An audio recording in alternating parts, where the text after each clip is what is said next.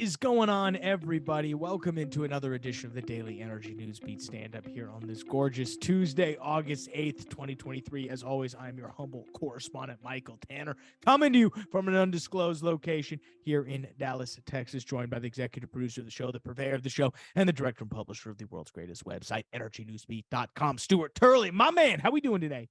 It's a beautiful day in the neighborhood. Now, I mean, we got us an action-packed show, and we got some CEOs lining up to be on the podcast. Yeah, you are working on some people for your podcast, guys. I would encourage you, if you haven't listened to Stu's long form interview podcast, you can find them on this same channel, Energy News Beat Podcast.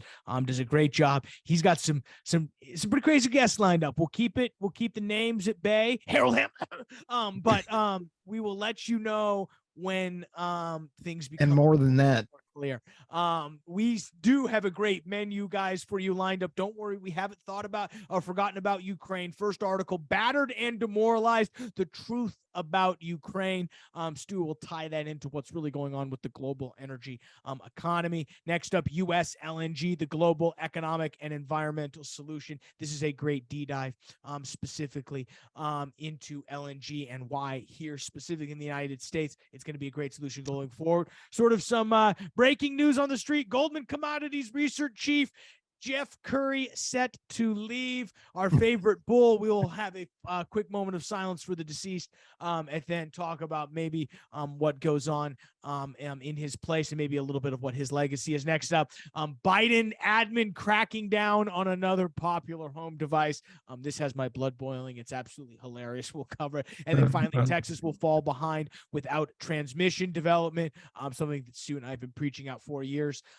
He'll kick it over to me. I'll quickly cover that 1% drop in oil prices, mainly due to some of those weaker demand numbers that are coming out. We did see nat gas spike all the way up to $2.70, mainly off the back of some bullish weather reports.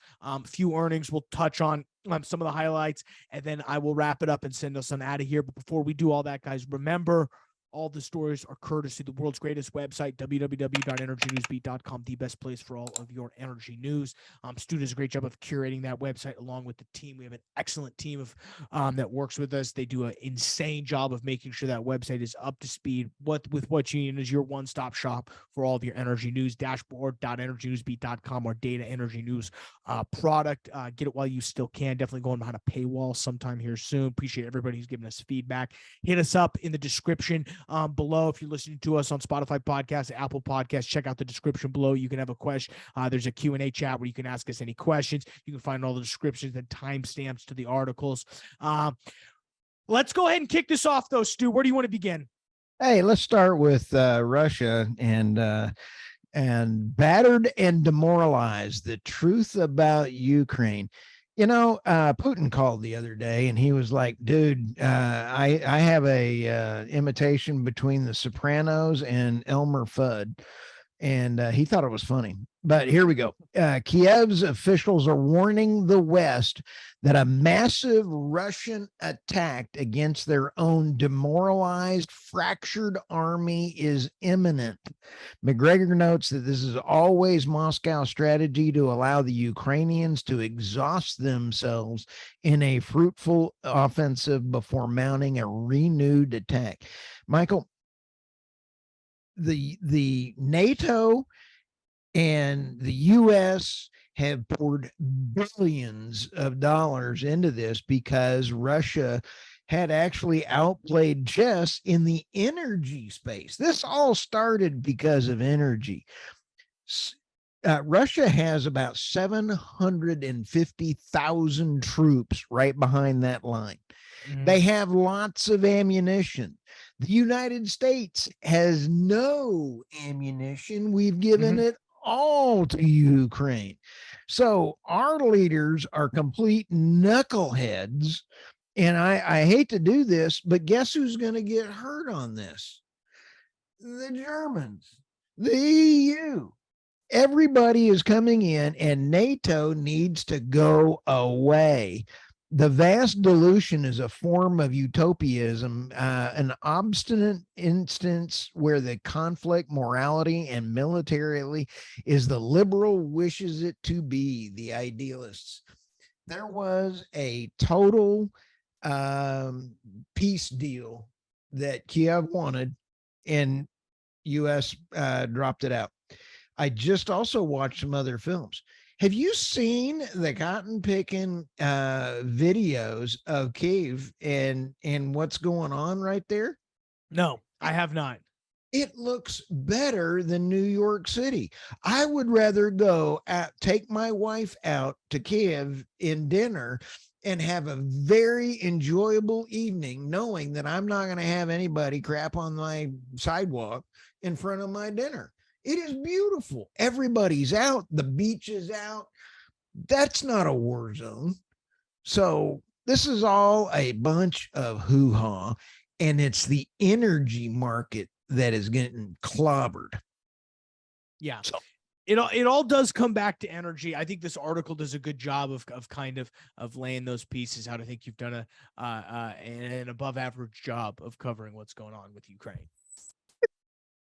What's next? Yes. Hey, we are a pretty well followed group in Russia and China now.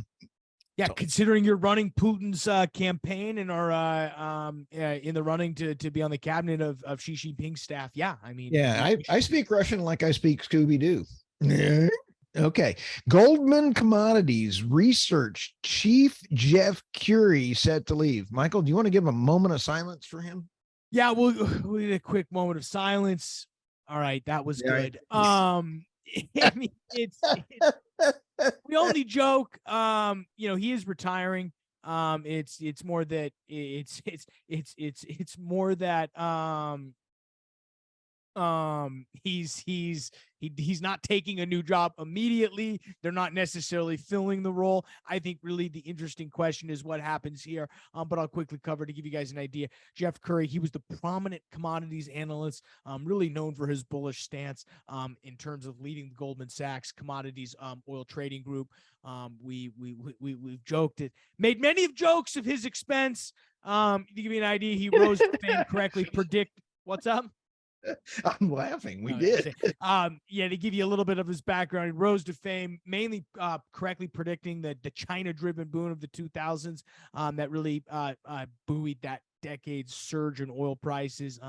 He did have less luck attempting to repeat that in that sort of super cycle that then proceeded from 2010 onward. This quote is great.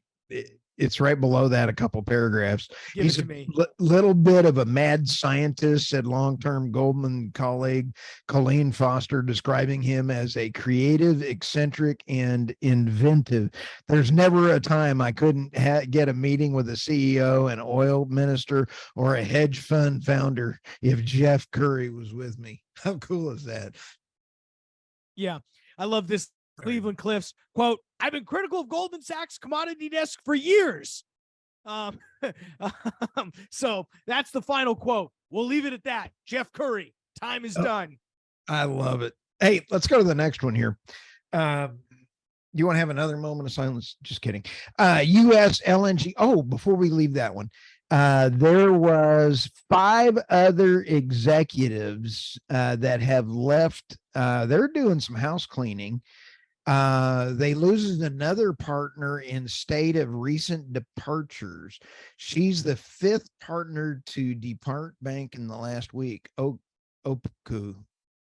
Yeah, there's a definitely Goldman Sachs is going through a huge changeover. They'd come out, I was doing some reading on this. They've had like 60 to 90 something partners leave over the past few years. It's generally very rare for senior partners in the banking space to leave, if only because you become fairly embedded with the company you're at. That longevity leads to, becoming that managing director, working your way up the chain. That turnover has been a little bit more than I think most people have expected, especially coming out of Goldman. It seems like they seem to be pushing back on that narrative, though, even though externally through their PR by saying, no, this is just normal happenings. There's something to be said, though. I think there's a culture change going on there, and it's either for the good or the bad. And we won't know because we're not on the inside. Are these bad people getting flushed out, or is this management now introducing a bad culture and good people deciding to leave? We won't know the answer until 2 years down the road, but something's afoot. Something is afoot, and we'll see how many show up on CNN. And if they show up on CNN, we know they were fired. Okay, U.S. LNG, the global economy and environmental solution. Michael, this story is critical in about 16 different ways. Okay. Every corner of this world could benefit from clean American natural gas, not just environmentally, but also from a national security standpoint, said Marcellus Shale President Dave Callahan. He's a cool cat. Interviewed him on air with the Philadelphia-based Labor and Energy Show. Here's where it gets really, really good. David is over there at the Marcellus Shale Coalition. Very, very great job. He is really leading the charge on getting the great natural gas out of the Marcellus into market. Here's where this gets a little wild.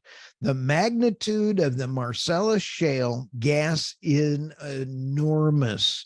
We have the opportunity using LNG to provide energy security here at home and to the world, said John Bain, EQT Director of Government Affairs and MSC Board Chairman, on the show as well, too. We could put LNG on the water, but we don't have the facility or the pipelines to do so. We can be self-sufficient all the while helping the world. This is critical from one other aspect.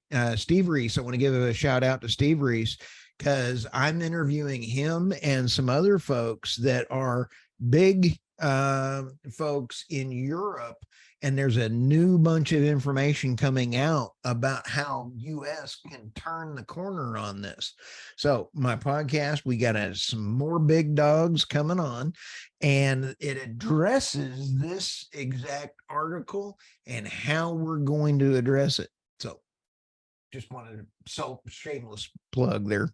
Yeah, no, we absolutely love it. LNG is, I mean, if there's anything that's going to help bridge the transition from so-called oil to renewables, Stu's rolling his eyes, but if that transition is going to happen, LNG is critical to it. What's next? We have to talk about the Biden administration banning ceiling fans. Holy smokes, Michael, I got two fan stories here for us. Biden admin cracking down on another popular home device. And this is not the jetpack. This is not anything else like that. Early this summer, the U.S. Department of Energy, DOE, published a notice of proposed rulemaking regarding energy conservation standards for ceiling fans, Michael. If adopted, the new energy efficiency standards would apply to all standard ceiling fans. Hugger ceiling fans, large diameter ceiling fans, and high-speed belt-driven ceiling fans. This is the dumbest thing I've ever heard of. You know why? I don't know what it really means going forward in terms of, Stu, it's absolutely incredible what they want to ban here. I get the belt fans. I'm with you on belt fans, Stu. I'm with you on belt fans. I'm not with you on the fans in here. And eventually, when they go to smart grids, they're going to shut all that stuff off. That's the real key about going to electricity, is the shift to smart grids. That's what's scary.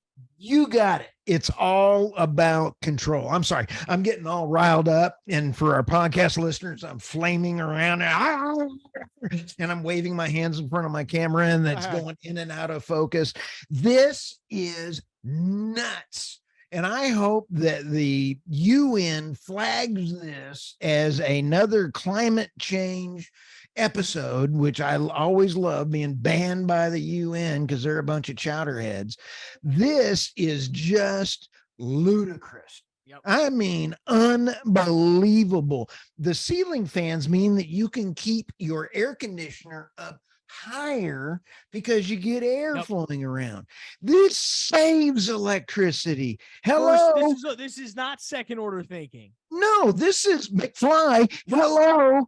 I mean, Hello, McFly. hello, McFly. And that's why I'm getting upset. I'm getting grumpy at this chowder-headed administration. I'm sorry for swearing to our listeners. Let's go to the next What's one. next?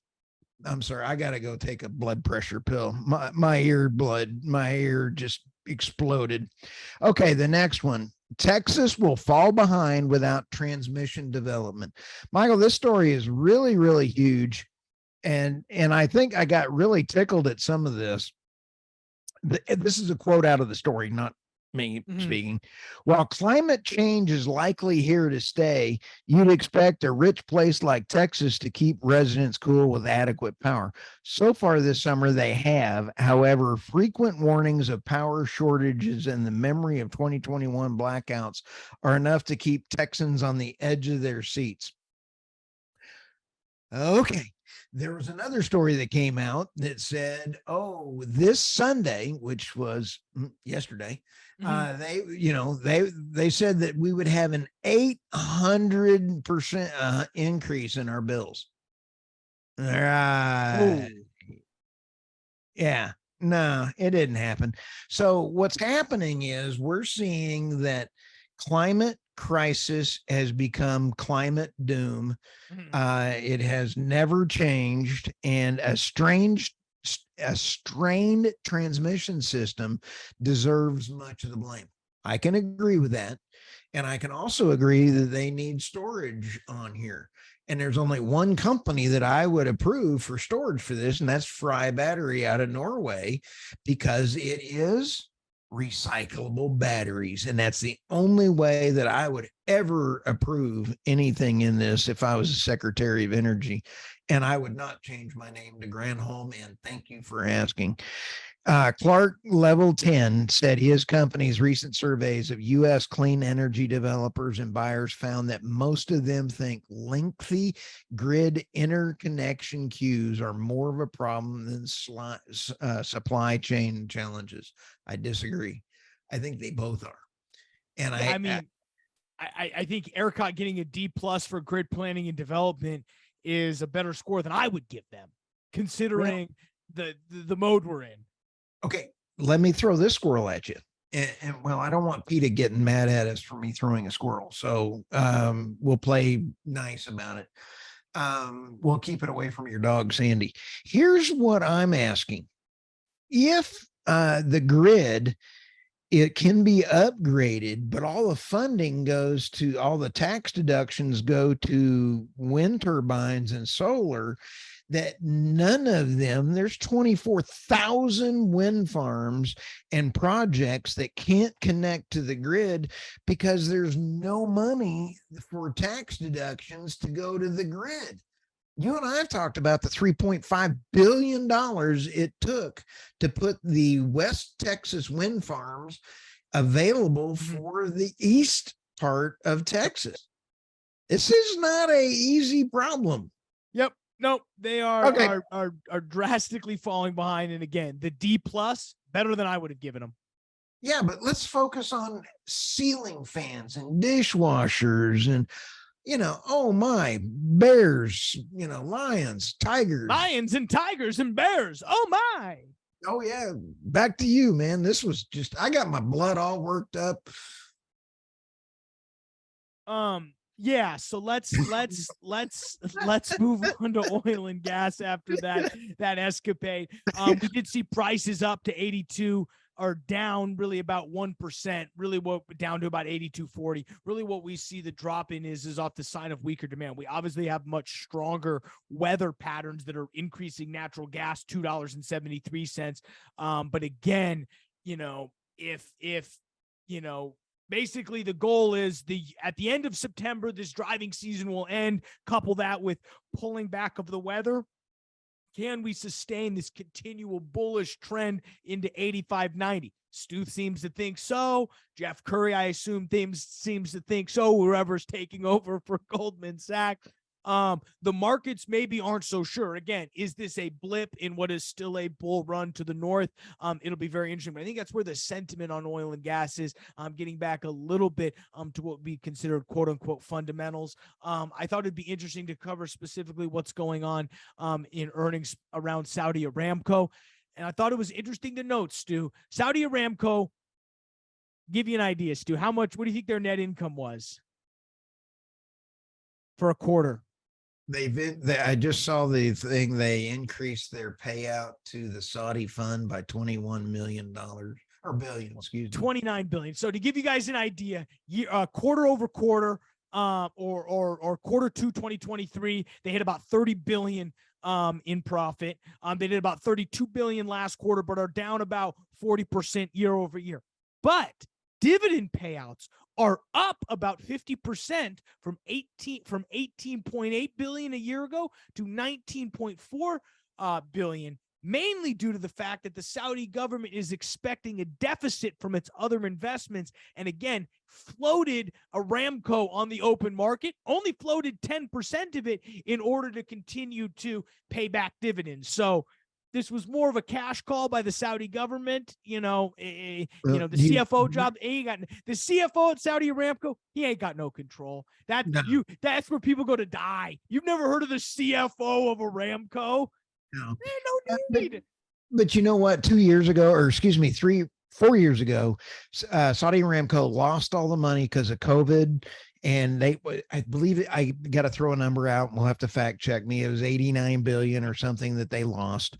They came back around the following year. They took care of the pricing and then they paid that back plus some. So they lost the money because the government took the money. They needed the $89 billion. So Saudi Aramco took a debt on for the first time ever.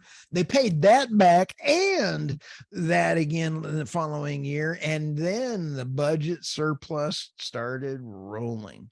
I love the leaders at Saudi Aramco. Yes, I think they're doing great.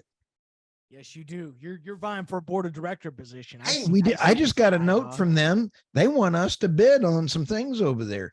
I'm down. They listen to the podcast, Michael. Sponsored by Saudi Aramco. I am down. I'm telling you, I will be the CFO of Saudi Aramco. It'll be easy. Slot me in there. It'll just be like, give me the Hunter Biden deal. Whatever deal he got, I'll take. I don't want anything to do with nothing. But I do, if anybody wants to, I got a copy of the letter here that they're asking. I'm all about it. All right, Stu, what else we got before you let these people go? I'm not sure, but I am so thrilled for all of our listeners and all the feedback. We got some big things coming around the corner for Sandstone. Yes, we've got some great things coming, guys. Very excited, and we appreciate you sticking to us. For Stuart Turley, I'm Michael Tanner. We'll see you tomorrow, folks.